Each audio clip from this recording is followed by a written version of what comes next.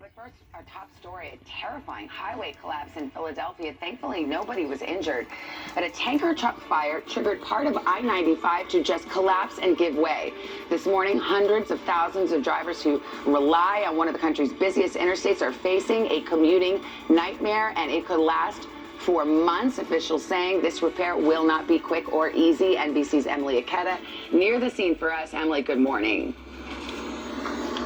Savannah, good morning to you. You can see the southbound section of I-95 behind me charred out from the flames. On the other side, the northbound overpass is completely gone. Crews are working to clear out 500 tons of debris and doing so with extreme caution because first responders point out at this stage in the process, we could still see a fire reignite. The governor calling it extreme, absolute devastation that could take months to rebuild. This morning, a disastrous scene of buckled concrete and steel on I-95. Something is ignited. After this elevated northbound section of highway completely collapsed early Sunday, when authorities say a tanker carrying 8,500 gallons of a petroleum-based product burst into flames below. I smelled smoke. It smelled like gasoline, actually. Drivers navigating through massive plumes of smoke billowing into the skies before fire and rescue teams rushing to the scene and the highway shutting down in both directions. We had a lot of heat and heavy fire underneath the underpass. Mark Fusetti was heading south on I-95 when the northbound lanes began to buckle. I hit a bump, went down. My son went on the phone and saw that right where we were, it collapsed. So, I started counting my lucky stars at that moment. Couldn't believe it.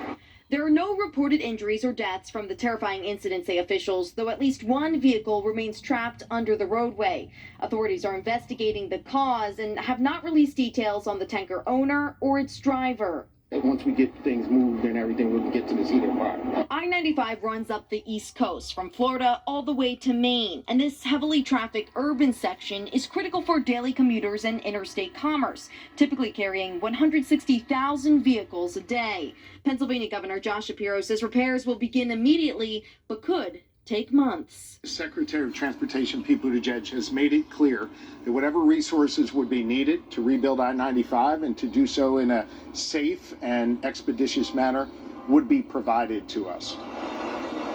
And already this morning, we're seeing snarling traffic in the area. Officials beefing